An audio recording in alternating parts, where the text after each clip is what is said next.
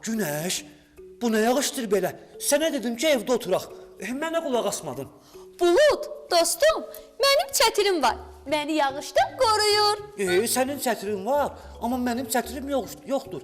Yağışda da islanmışam. Soyuqdan da üşüyürəm. Bulud, dostum, bir söz deyim incimə. Belə vəziyyətdə sən lap islanmış cücəyə oxşuyursan. Cücə nədir? İslanmış siçandır da. Cücə deyəndə nə olur ki? Heç olmasa canavardır. Məni cücə ilə müqayisə edirsən? Dostum, incimə. Mən cücələri sevirəm. Ona görə də səni cücəyə bənzətdim. Məni canavara bənzər. Güya sənə canavar desəm, dönüb canavar olasan. Bura bax, canavar olmasam da özümü canavar kimi güclü hiss eləyəcəm. Bulud, amma sən cücəyə oxşuyursan. Mən cücə deyiləm və yağışı da sevmirəm. Mən isə sevirəm. Dostlar, axşamınız xeyir olsun, necəsiz? Yaxşıyıq, Nuray. Nuray. Sən necəsən? Mən də yaxşıyam.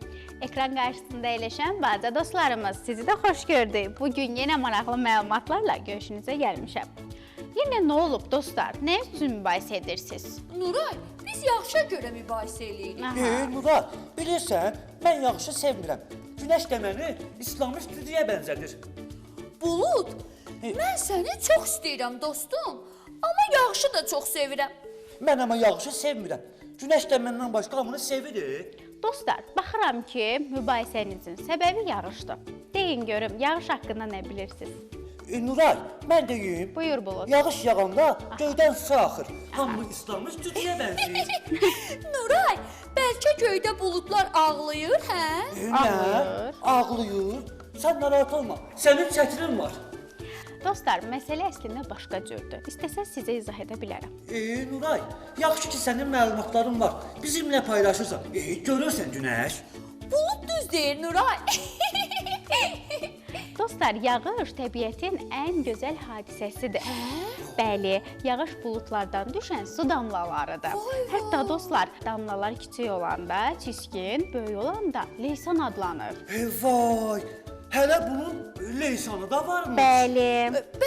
Bəs buludlar necə yaranır, hə? Çox maraqlıdır, Nuray. Nə çox sual verirsən, Günəş? Bulud, əslində Günəş haqlıdır, doğru deyir. Sual verməlisən ki, öyrənə biləsən. Afərin Günəş, hər şeyi soruşursan, hər şeylə maraqlanırsan. Nuray, izah edə bilərsən, buludlar necə yaranır? Əgər yay fəslində bulud yoxdursa, deməli hava isti olacaq. Dostlar, ətraflı rubrikamızdan izləmək istəyirsiniz? Bəli, Nuray, izləmək istəyirik. Eləsə, gəlin birlikdə izləyək.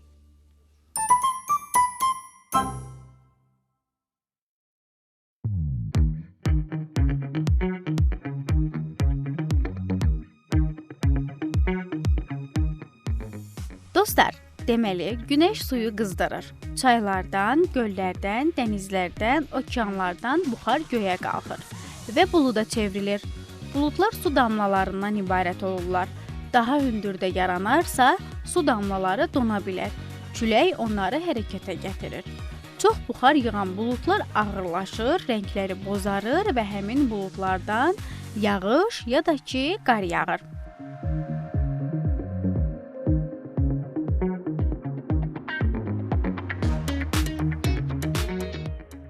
Buludlar gözəl, cəlbedici və sərt olurlar. Dostlar, hətta buludları seyr edərkən ayrı-ayrı heyvanlara da bənzətmək olur. Əgər siz onlar haqqında biraz məlumat əldə etsəniz, havanın necə olacağını təxmin edə bilərsiniz. Topa-topa yastığa bənzər ağ buludlar havanın xoş və isti olacağından xəbər verir. Boz rəngli sıx yerləşən buludlar isə havanın sərt və yağışlı olacağından xəbər verir. Uşaqlar, onu da qeyd edim ki, buludlar olmasaydı, yağış yağmaz və təbiətdə su olmazdı. Ona görə də buludlar çox vacibdir.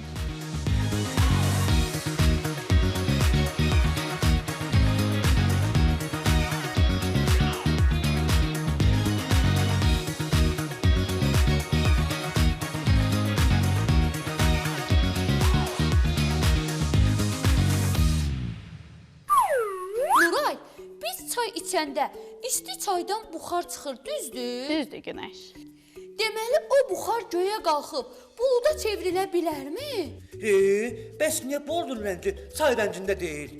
Dostlar, buludlar hava və sudan ibarətdir. Buna görə də rəngləri şəffafdır. Çox sağ ol Nuray, bildiklərini bizə də öyrətdin. Dostlar, mən hər zaman bildiyim məlumatları sizinlə paylaşmağa hazıram. Nuray, sırada nə var?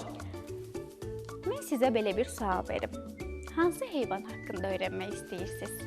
Qoy düşünək, fikirləşək. Mən fillər haqqında öyrənmək istəyirəm. Fillər? Hə, fillər haqqında. Mən də Nuray. Bilirsiniz də, fillərin çox uzun xortumları var.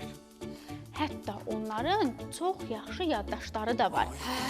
Onlar gördüyü insanları illər sonra xatırlaya bilirlər, bilirsiniz dostlar.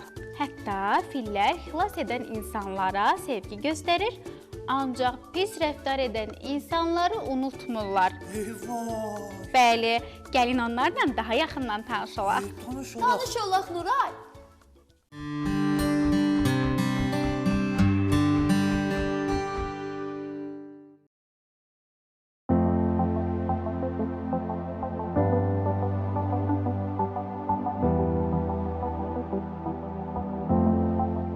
Böyük qulaqları, nəhəng xortumları və sevimli görünüşləri ilə heyvanlar aləminin ən çox diqqət çəkən üzvlərindən olan fillər bütün bu xüsusiyyətlərlə yanaşı insanların bilmədiyi bəzi qəribə xüsusiyyətlərə də sahibdir.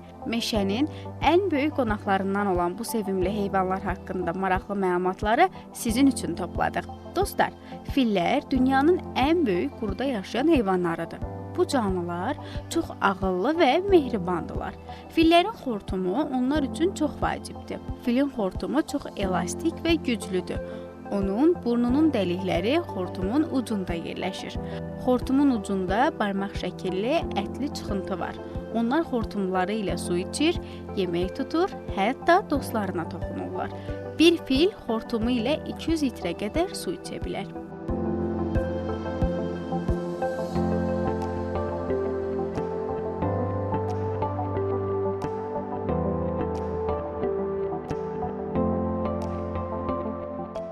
Fillər əsasən Afrikada və Asiyada yaşayır.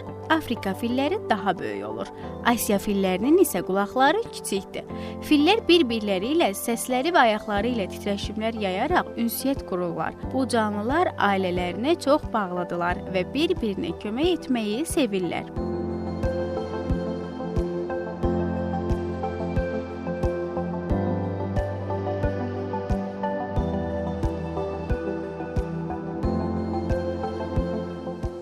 Dostlar, fillər ot, meyvə, ağac yarpaqları və budaqları yeyirlər.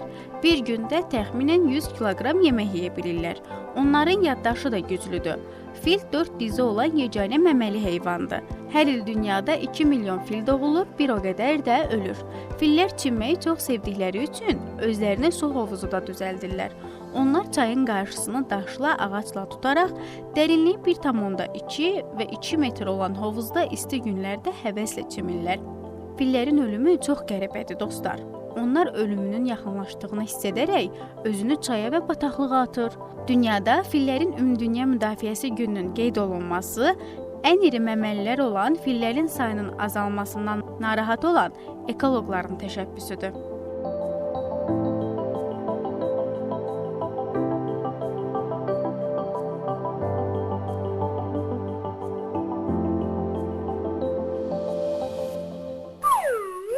Deməli dostlar, fillər bizim dostumuzdur. Biz onlara qayğı göstərməli və qorumalıyıq. Bəli. Dostlar, bu arada sizə suallar hazırlamışam. Ünvanlaya bilərəm. Hazırsınız? Əlbəttə Nuray, bu ki ən çox sevdiyimiz oyundur. Hə Nuray. Elə isə başlayaq. Başlayaq. Nuray. Kim deyə bilər? İlk insanlar əvvəllər necə yaşayırdı? Necə yaşayırdı? Bəli. İnsanlar əvvəllər bir düşünək. Nuray, Bəli. bu suala mən cavab verə bilərəmmi? Əlbəttə, Günəş buyur. İlk insanlar əvvəllər mağaralarda yaşayırdı və daş alətlər düzəldirdilər. Hə. Aferin sənə Günəş. Əla. Kim deyə bilər? Günəş planetdir yoxsa ulduz? Mənim adımdır. Bəli, Günəş planetdir yoxsa Nuray, ulduz? cavabı mən bilirəm. Buyur, bu. Günəş ulduzdur. Afərin sənə Bulut. Əhsən dostum. Afərin sənə Sağ ol, Bulut, Günəş. afərin. Dostlar, hansı heyvanın gözləri başının üzərində yerləşir? Hansı heyvanın gözləri başının üzərində yerləşir? Bəli. Bir dəqiqə də bakayım. Hansı heyvan? Nuray, bu hansı heyvandır, hə? Dostlar, gəlin sizə ipucu sözlər deyim. Hə. Suda olur, Aha. quyruğu var, Vay, yırtıcı heyvandır, vay. yaşıl rəngdədir. Nuray, mən tapdım. Mən Bir də görək, tapdım, bir mən görək, tapdım. Tapdım. Bu ki timsahdır. Bəli, Hə, doğru dostlar. cavabdır Günəş. Afərin sənə. Afərin sənə Günəş, afərin. Dostlar, mən sizə bir söz demək istəyirəm. Aha, buyur Günəş. Bu gün də əliboş gəlməmişəm ha. Aha. Maraqlı nağılım var. Dinləmək istəyirsiniz? Günəş, mən Doğrudan Günəş. Bəli, doğrudan. Mən də dinləmək istəyirəm. Hətta çox səbirsizləndim Günəş. Sənin nağılların çox maraqlı olur. Yaxşı. Keçmiş zamanlarda bir tülkü və bir də Hacı Leylək var idi. Bunlar tənhalıqdan darıxmamaq üçün dost olmuşdular. Bir gün tülkü Hacı Leyləyi qonaq çağırdı. Bir qazan ayranlı şorba bişirdi. Bir qaba tökdü. Gətirib süfrəyə qoydu və yeməyə başladılar. Qab dayaz idi. Hacı Leyləyin dimdiyinə bir düyü də gəlmirdi. Amma tülkü hər dəfə dilini uzadanda şorbanın bir tərəfini yalayıb qutarırdı. Belə-belə Hacı Leylək bir neçə düyü götürənə qədər tülkü ayranlı şorbanı yalayıb qutardı. Hacı Leylək ac qaldı. Qalxıb deyinə-deyinə evinə getdi. O gecə səhərə kimi ac qaldı və qarnının qurultusundan yata bilmədi. Bu əhvalatdan bir neçə gün keçdi. Tülkü yenə də Hacı Leyləyi qonaq çağırdı. Hacı Leylək üzü yumşaq bir quş idi. Ürəyində nə var idi, hamısını unutdu. Yenə də tülküyə qonaq getdi. Tülkü bu dəfə də şorba bişirdi. Siniyə tökdü. Gətirib süfrəyə qoydu. Hacı Leylək dimdiyinə 2 düyü götürməmiş, tülkü şorbanı yalayıb qutardı. Hacı Leylək yenə də ac qaldı. Ürəyində dedi: "Yaxşı tülkü, sənlə mənimki qalsın. Bu hərəkətini unutmaram." Hacı Leylək özünü şad göstərdi, tülküyə dedi: "Tülkü qardaş, çox sağ ol. Mənə xəcalət verdin. Xəcalətindən çıxaram. Gəl bir seyrə çıxaq. Könlümüz açılsın." Tülkü dedi: "Elə mənim könlüm seyrə çıxmaq istəyirdi. Çox sağ ol. Ürəyimdən xəbər verdin." Hacı Leylək dedi: Gəl çıx qanadlarımın üstünə. Qalxaq göyə, səmaya." Tülkü Hacı Leyləyin qanadının üstünə mindi. Hacı Leylək göyə qalxdı. Biraz uçandan sonra Hacı Leylək tülküyə dedi: Nə dedi? "Tülkü, bax gör yer necə görsənir." Tülkü dedi: Bir xırman boyda görünür." Hacı Leylək biraz da yuxarıya qalxıb dedi: "Dostum, indi bax gör necə görünür." Tülkü baxıb dedi: Heç nə görünmür." Hacı Leylək biraz da yuxarıya uçub dedi: "Tülkü, qanadım ağrıyır, yorulmuşam. Düş aşağı, biraz dincimə alım." Tülkü dedi: "Leylək, başına dönüm, qurban olum. Mən bu göyün üzündən hara düşüm? Necə düşüm? Məni aşağı endir, qurban olum." Hacı Leylək dedi: "Yox, qanadlarım ağrıyır. Düşməsən özüm salacağam, özüm bil." Tülkü Hacı Leyləyin toruna düşdüyünü bilib yalvarmağa başladı. "Dostum, səhv eləmişəm. Yamanlığa yaxşılıq deyiblər. Gəl bu dəfə nə olar günahımdan keç. Ölüncə sənə xidmət edərəm." Hacı Leylək onun sözünü qəbul eləməyib dedi: "Yox, yaxşılığa yaxşılıq, yamanlığa yamanlıq deyiblər. Nə əkərsən, onu biçərsən. mən sənə borclu idim. Borcunu verirəm. Çox yalvar yaxardan sonra Hacı Leyləyin ürəyi yumşaldı. Tülküyə yazığı gəldi. Göydən aşağı endi.